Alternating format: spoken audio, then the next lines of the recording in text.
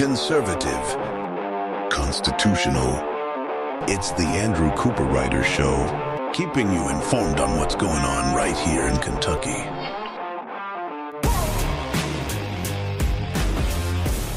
And welcome, everybody, to another amazing day right here on the Andrew Cooperrider Show. We have a fantastic show for you. Let's see, Beshear's quest to be president.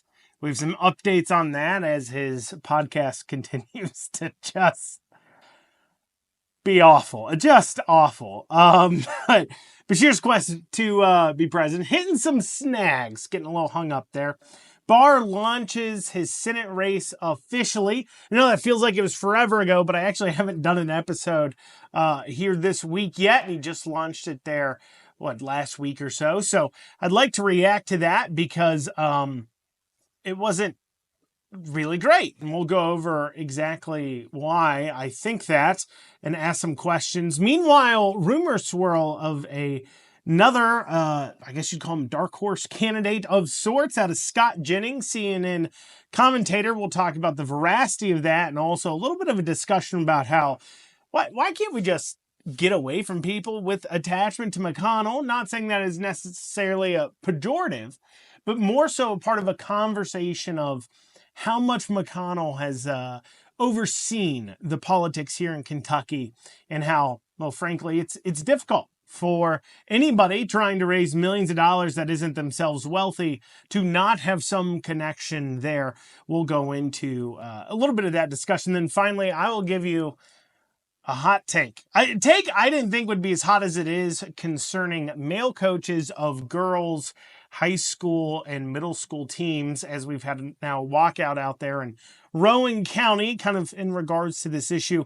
We'll dig into that. So we'll have all that and more today on the Andrew Cooperrider Show. As always, if you want to reach out to the show, feel free to email info@theandrewshow.com. Once again, that's info@theandrewshow.com. But without further ado, let's dig down into it. So Beshear's been making some of his presidential moves. He's on a quest. He's trying to be president of the United States. Now, he may not make it this time around. I think he would settle pretty happily if he could go ahead and score himself a cabinet position. For that reason, I would be shocked if, certainly I think Beshear will enter the presidential primary. I don't think he'll run for Senate. Some people believe he'll run for Senate. I don't think so. I think his shtick right now is that he's a Democrat in a super red Trumpy state. He can win. He can talk to those former Democrat voters of the South back during, the 90s and the 80s and as such, that the Democrats need to recapture, as right now their base is essentially educated single women. That's their main base right now, educated single women. And then of course, they have a mix of some minorities and things, but they're losing ground there. The only place where they've really gained ground over the last few years is single college educated women. An interesting cohort to put together, I guess you could say. But Beshear talks to look, I can talk to these former Trump voters and bring them over to the Democrat side. Again, I have that ability. That's his shtick. That's his pitch. Now, it's a hard pitch to make when, of course, the Democrat Party, based on polling, wants their party to become more liberal, not less. In fact, a majority, according to a recent poll, says that they would like to see the Democrat Party become more liberal. And Beshear isn't really striking, per se, that foxy, super duper liberal. No, instead he's going with this folksy, love everyone. Why can't we all just get along? It's not red or blue, but it is red or blue. So I was talking about his podcast. It's going awful. And part of the reason why it's going awful is because he doesn't want controversy on his podcast. He states that as one of his goals. He doesn't want to have a podcast where there's controversy, which if you're talking about politics, you're either watching a political podcast like this one because you want information, you want entertainment, and entertainment comes in the form of, somebody being entertaining, making you think, making you upset or making you happy. One of those two things, like ecstatic about wins or something like that. But Beshear's stated goal is to do like none of those things. It's to refresh you for the week, as he says at the beginning of his show. And in response to that, people are just simply not listening to it. It's so bad that at the time I was preparing for this show, I started preparing for the show earlier this week, and I made a post about this. But the Beshear podcast, from his second episode, which has been out like 8 days at this point when I looked, hadn't even cracked 1,000 views on YouTube. And that is horrible. Absolutely horrific for a governor. Not only is he the governor of a state, so he has all that built-in kind of a base that you would get from, of course, the entire state party apparatus pushing you out there, those people interested in it. But also, if you take a look, for an example, at his Twitter and other places, he has well over 100,000 followers. You would think he would be able to get a podcast with some views on it. Now, granted, and I've went over my numbers before, if I put out a really good show on YouTube, I might get 200 views on it. But one, I'm not the governor of a state. Two, I also put out my podcast on Twitter, where I'll sometimes get upwards of 5,000 to 6,000 Twitter views. That just means it's in the stream, though. So how does that correlate to YouTube views? I don't know. And also on Facebook, where I'll normally get 1,000 to 2,000 views as well. And so you probably end up where all video views on my show is equal to that, before I add in TV and radio, is equal to that of the Andy Beshear podcast video views. And I'm just a guy talking about politics in Kentucky. I'm not the governor of a state with over 100,000 Twitter followers. And like I said, nobody's watching it because it's so bad and uninteresting. In fact, on his first episode, he literally purchased views. I'm dead serious. You can go back and look at the views and see that they suddenly, like 3 days in, they were like a few hundred. Then all of a sudden you go back, you check the next day, it's like 10,000. That generally doesn't happen unless you've done something to purchase views and force kind of people over there, or to just go ahead and buy the views. I think maybe he had done that. And so anyway, so that's not going well. But he had this recent appearance on Fox News as he's trying to show himself as the fighter now for liberal principles. Because, of course, you can strike the I love everyone tone, but at the same time, people, the voters want to see you going after Trump. They want to see fighting Trump, fight against him. And, of course, these primaries. Let's go ahead and take a listen to what he had to say on Fox. The administration and the president has said many times that he will not take away Medicaid or Medicare or Social Security benefits from anyone who has earned them, and that the goal is to find the waste, fraud, and abuse in these programs, which we know exists. So do you have any problem with cutting waste and fraud and abuse from the Medicaid program? Don't you think that's a good idea? So first, on the last question, when you see tens of thousands of letters that all have the exact same thing to hardworking federal employees and veterans, you know it's an excuse and not the reason. On Medicaid and Medicare, the way you root out abuse, I know I was Attorney General. We had a Medicaid fraud unit, and you look for those providers that are overbilling, that are doing wrong, that are charging for things that are never happening. Absolutely. But if what you do are just major cuts to preserve some tax cut that provides states significantly less money that's needed, just watch. That rural hospital will close. When you look at the amount of their revenue that is covered by Medicaid, they simply can't exist without it. And rural Americans deserve to see a doctor in their own community. They shouldn't have to drive hours just to see a primary care doctor. But you can see that the administration has said that they will not cut services from Medicaid. That's what he has said repeatedly. Is Congress looking at that. So there he goes. You heard a little bit snippet there of what he had to say, talking about Medicare, Medicaid fraud. Of course, the Fox News host she's trying to challenge him on some of his viewpoints. We'll return to discussing that exactly after this short break. You're listening to the Andrew Cooperrider Show. And you're back here on the Andrew Cooperrider Show. Before the break, I'd played for you Beshear on Fox News challenging Trump. And in it, he was asked about why is he taking issue Medicare, Medicaid, Trump has said he's not going to cut it. They're just fighting waste, fraud, and abuse. Shouldn't that be something you're for? And you'll notice Andy Beshear in his response talks about, well, if we're talking about the providers overbilling, yeah, that's something we should all be fighting. But what he jives on or tries to ignore is that there are people on Medicare and Medicaid that simply aren't supposed to be.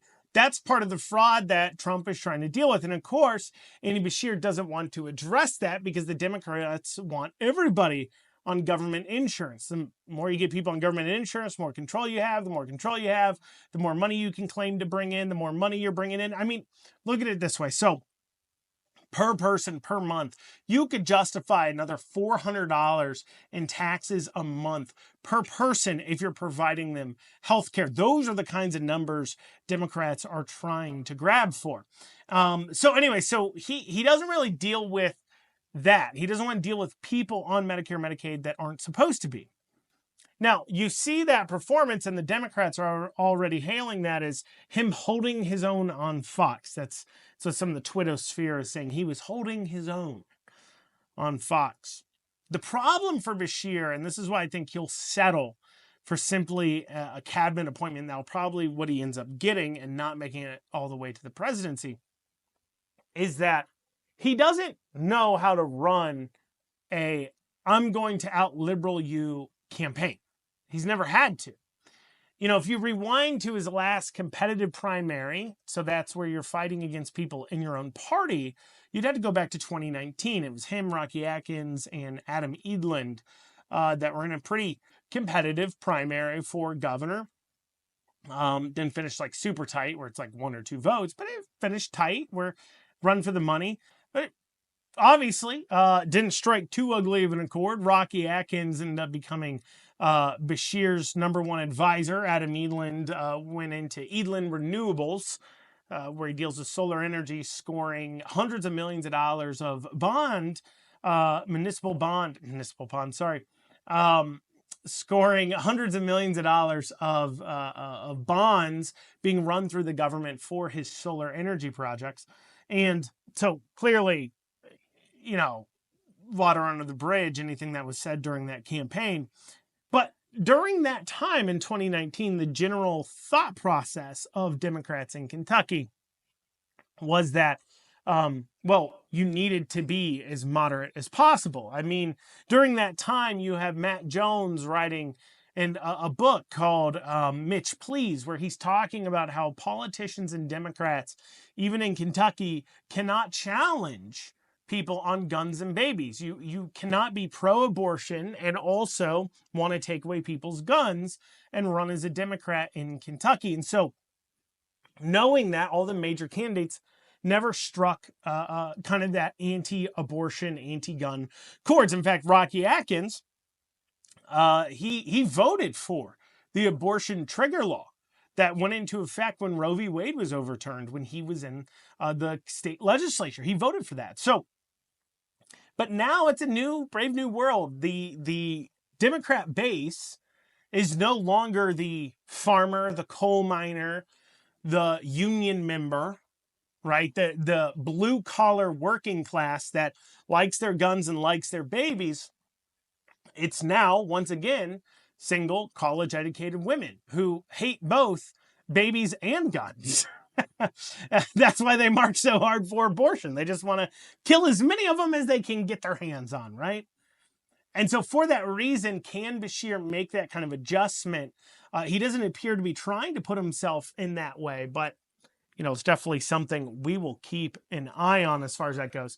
Now turning to the Senate races, we're moving from presidential talk, talking about Beshear's trying for first presidential talk, moving on to the Senate.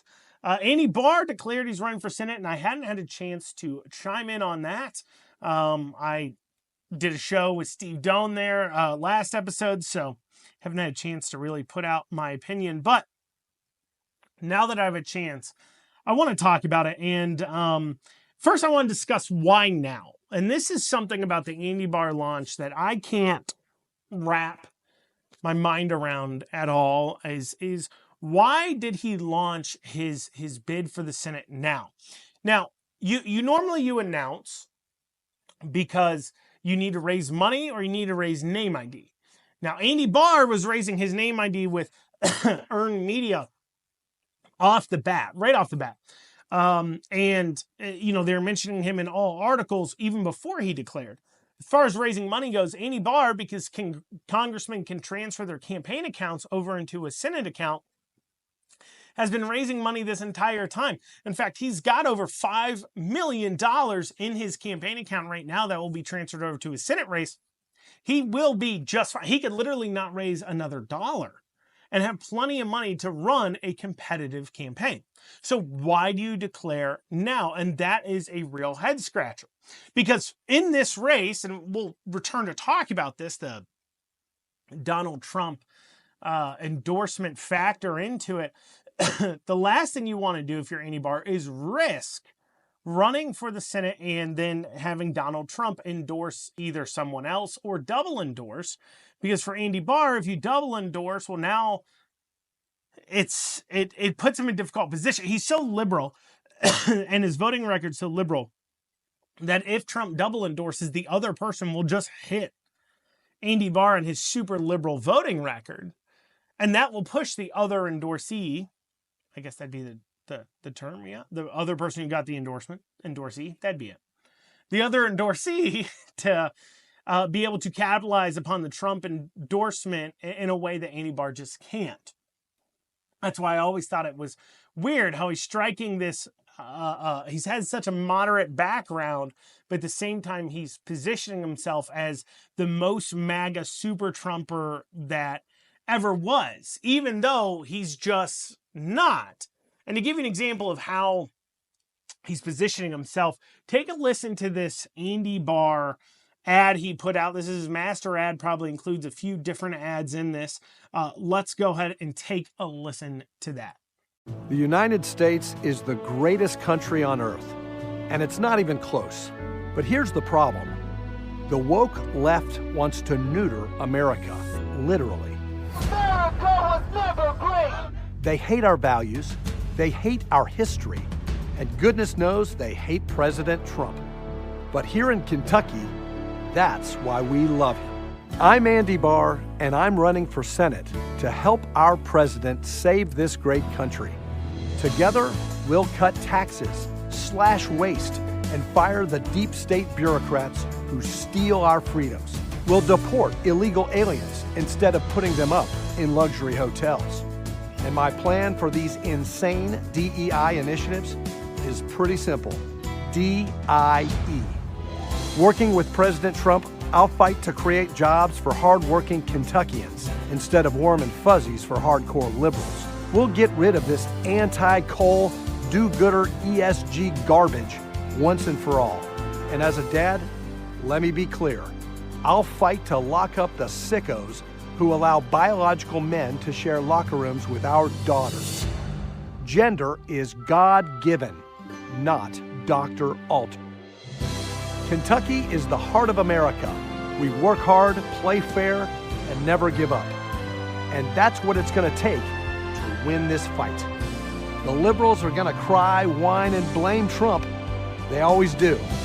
But today, the sun shines bright on our old Kentucky home.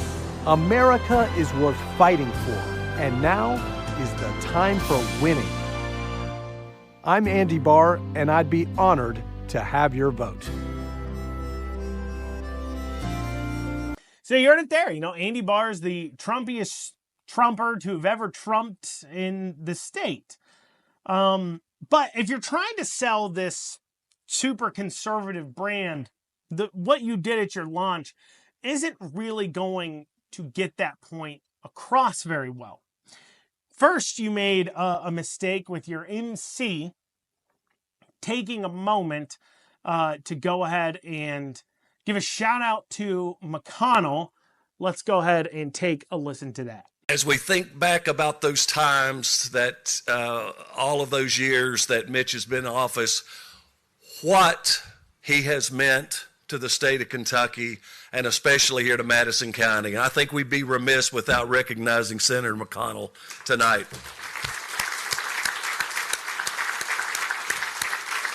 But we're fortunate here in that we're not test driving a new vehicle with Andy Barr.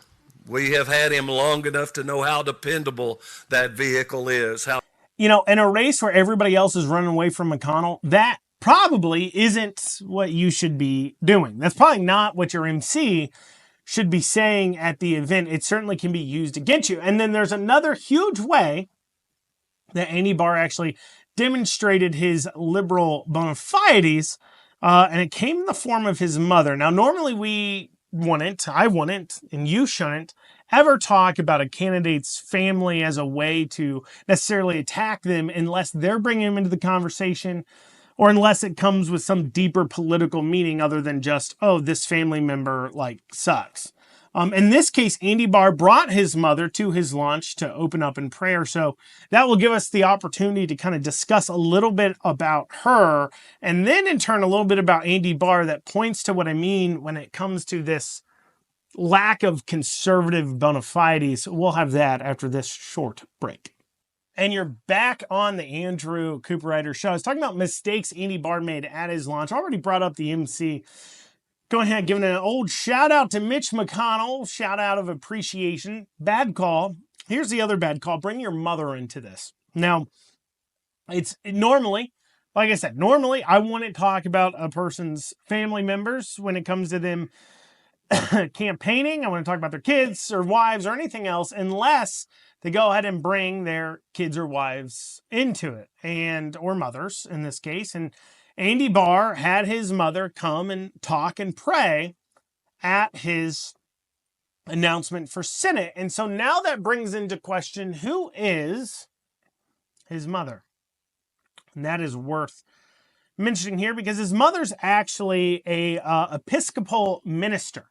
Now, for those of you who don't know what Episcopalians are, the Episcopal Church, I actually didn't know. And this is why it's such a mistake. For those of you who know what this church is, you know immediately why, if you're trying to sell yourself as the super duper most conservative person to have ever conservatived, you don't mention the fact that you're an Episcopalian, raised by an Episcopalian minister, because by definition, you cannot be a conservative and an Episcopalian. It's not possible.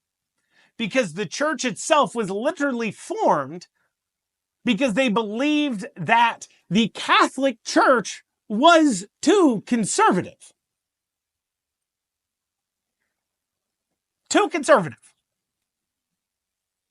You can't do that and then claim, I'm super conservative while I belong to a religious sect formed to be specifically liberal. How liberal is the Episcopalian Church? They literally have LGBTQ youth groups.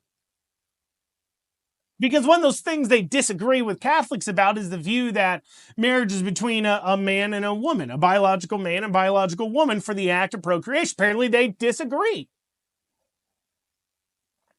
And that's worth bringing up when you have somebody sitting there running ads where he's talking about protecting women and fighting against the trans agenda and everything else, already publishing ads on that, while I'm not saying I don't know what his religion is now, but you certainly grew up. If your mom's an Episcopalian minister, it's not a far stretch to say those viewpoints have greatly, actually deeply affected your viewpoints. And that, in fact, you don't believe a single thing you're saying. And that's how mistakes like this occur. And Andy Barr will continue to make these kinds of mistakes because he is not a super duper conservative. He's just not. He's faking it. He knows he's faking it. That's what I dislike so much about his campaign. It's not Andy Barr himself. I mean, there's personal reasons why maybe I wouldn't like Andy Barr. And also his political reasons. He's never met a spending bill he won't vote for. He's never met, a overbearing law. As long as all the other Republicans say vote for it, he'll vote for it. He runs with the pack as far as that goes. He's wheeling and dealing as it comes. He's so moderate. The Main Street Partnership PAC, which is a PAC that prides itself on being super duper moderate, he was the literal poster boy for. He was on their home page. That's how liberal this guy has always been. And if you're going to run as that, that's what you are. Don't lie about who you are. You literally are disagreeing with who you are as a core of a person. And we know this because, and these mistakes he makes, because we will see Andy Barr do things that I've already seen him doing, where he does things like talking the language of the left. That's what I call it, talking the language of the left. And I've been at speeches and talks where he'll sit there, start talking about all the women and minorities, Republicans getting elected across the country. And while it's great that women and minorities are being elected as Republicans, and while it'd be great if especially, Black Americans woke up to the fact that Democrat leadership of their communities has led to nothing but despair and heartbreak and horrible economic outcomes and trashy cities. It's like literally trash in the cities for you. If you woke up and realized that, that would lead to better lives for you. And while that's an exciting thing to talk about, when Andy Barr's talking about these candidates, he's not talking about them and saying, listen, we got these great conservatives running. They're going to get done even Trump's agenda, if that's what he's super bought into. He's going to go ahead and get all these things done. She's going to get all these things done. Super great, whatever. No, he's talking about, well, she's a Latina woman in Texas getting elected as a conservative. That's great. Or getting elected as a Republican. He doesn't say conservative. Getting elected as a Republican. That's great. It's like, what does her being a woman as a conservative, the fact that she's a woman and a Latina, shouldn't matter to you at all.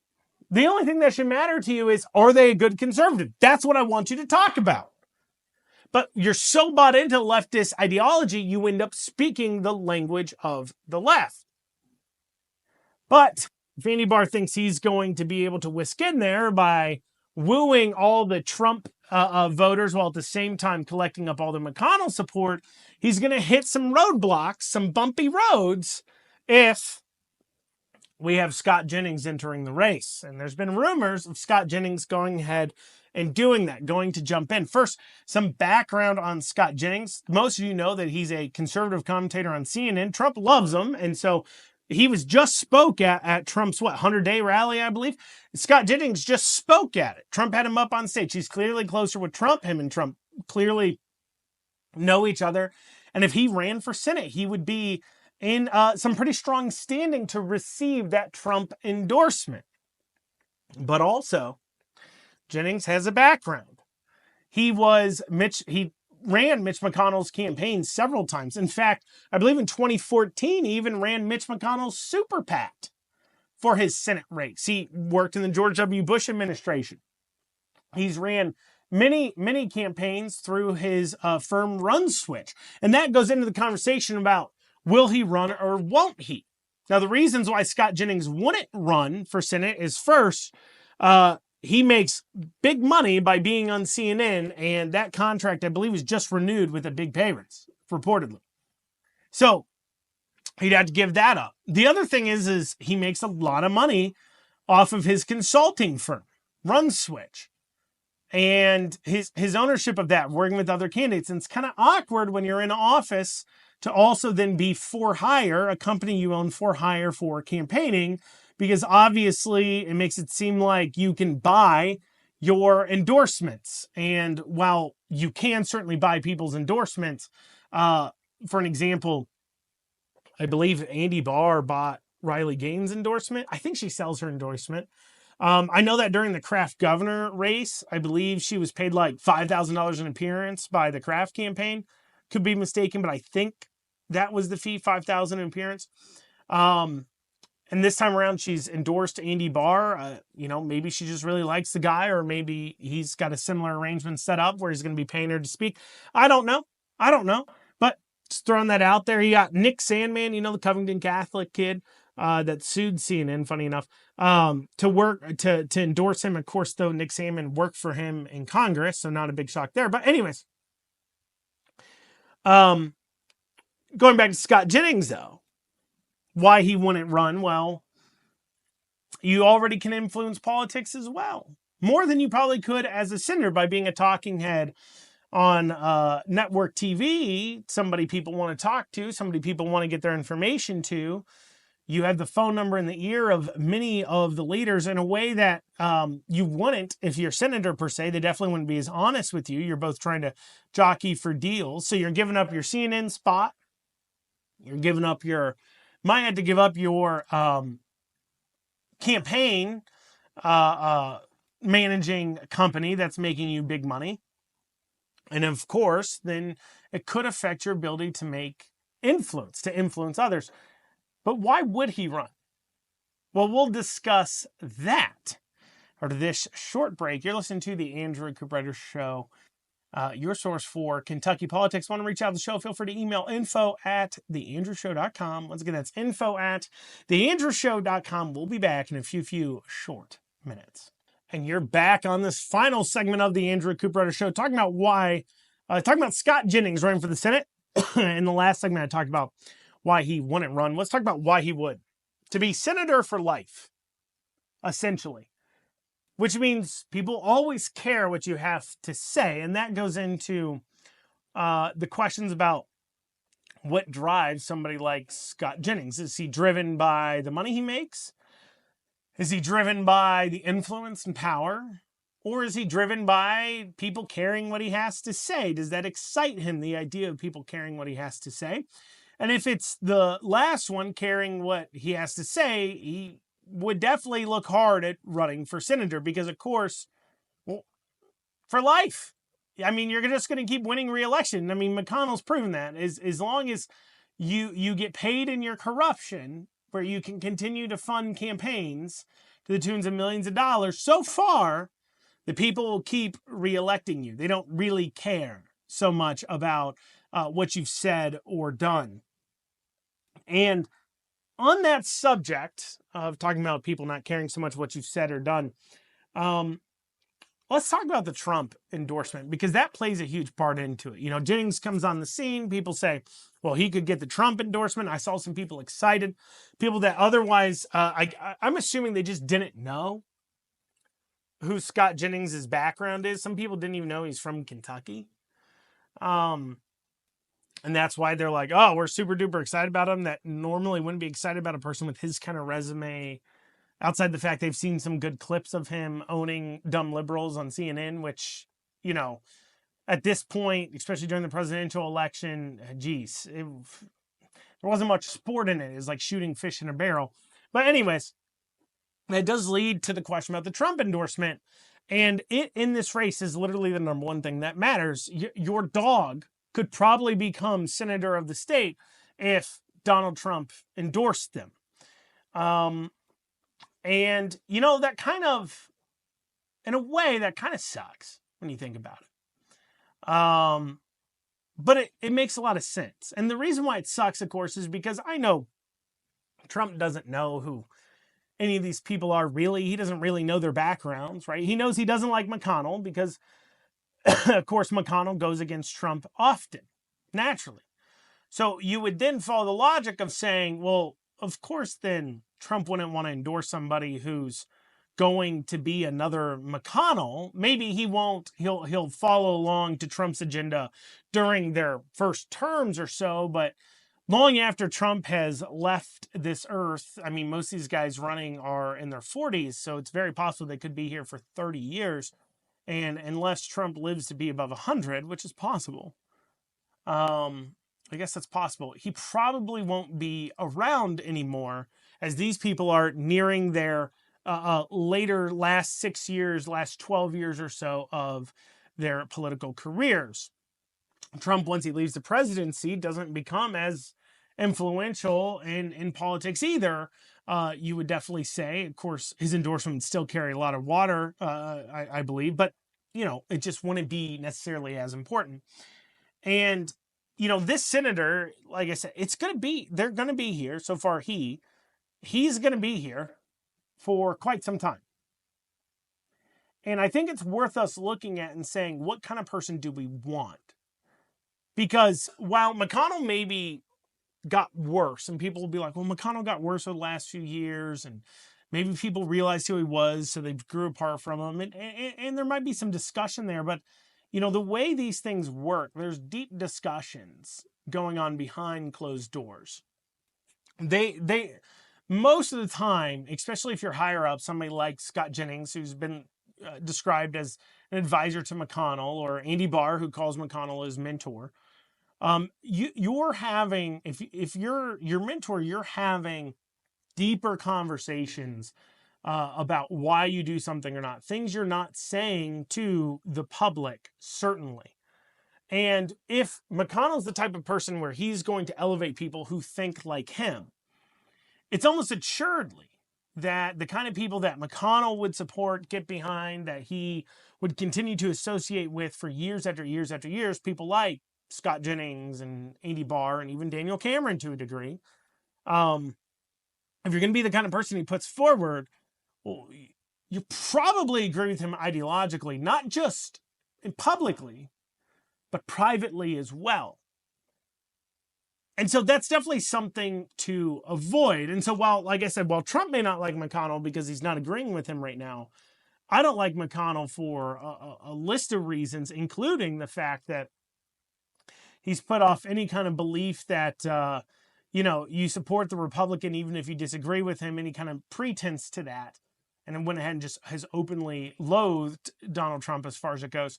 But Trump doesn't know who these players are. And so what that leads to is, and the reason why his endorsement carries so much weight, I think people know he doesn't actually know who these people are. I think it's more so they're just looking for a trusted source to tell them how to vote.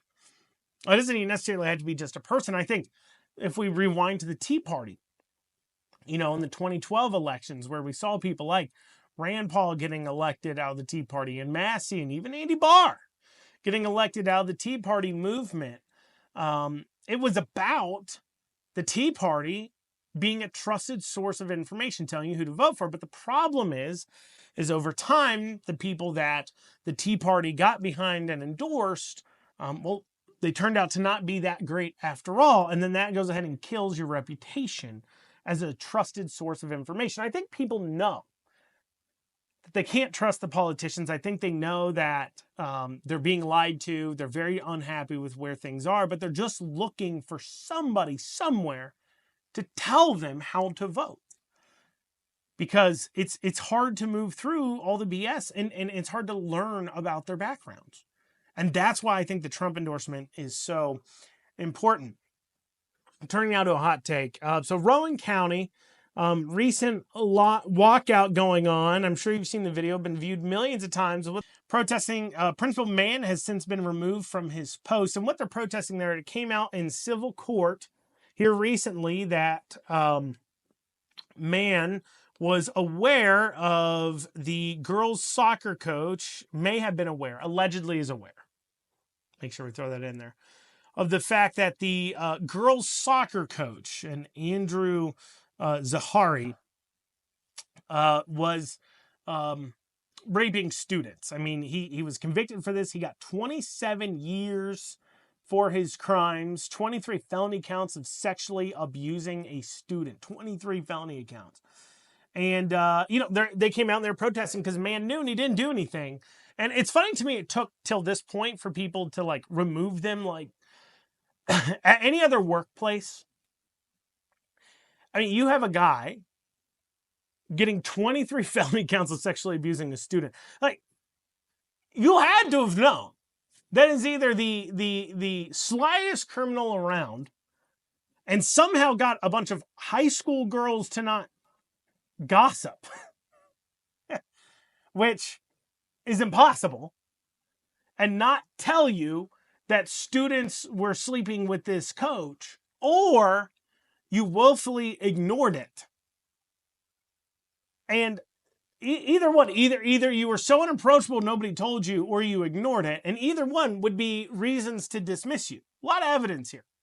However, along with that, I put this on Twitter, I issued a hot take regarding men coaching girls teams. And the fact that if you Google right now, male coach girls teams, Kentucky, rape, you'll see some stories about it. In fact, you'll see one in Eastern Kentucky happened this past winter where somebody thought it was a great idea to hire a 22-year-old man to teach, to be an assistant girls soccer coach to a bunch of, 16, 17-year-old girls. they hired a 22-year-old to coach these girls. I mean, it's conceivable, depending on how the age range works, that they were like in high school together. And you hired them to coach these girls, and then you're shocked. You're like, I don't understand. I mean, geez, how did this happen? We only left a 22-year-old man with no kids of his own, with you know, why is he there? Like, who wakes up and is like, my dream as a 22-year-old is to go coach a girl's sport? But somebody thought it was a great idea, and I issued a take where I'm like, look, we need to be talking about maybe not having men coaching girls' sports. Or at least, I mean, we got to at least realize that this is a high likelihood as we're setting up guardrails here. You know, realize like, hey, maybe hiring a 22-year-old to teach 16, 17-year-old girls soccer isn't a great idea. Obviously. But that kind of common sense is just because we're just hiding ourselves from the facts that this is a situation where time after time after time we've seen victimizers going after victims, and there's like no proactive thought process at all by society to say, maybe we should be a little more cognizant of the positions we're putting these high school girls in, middle school girls in too. I don't know, probably a deeper discussion. Well, y'all, that's what we got time for today on the Andrew Cooperrider Show. Thank you all so much for joining me. We'll be back here next week. Hopefully I've got a special guest joining me for an interview. It's scheduled. It's on the books. Let's see how it works out. Till then, we'll be seeing you.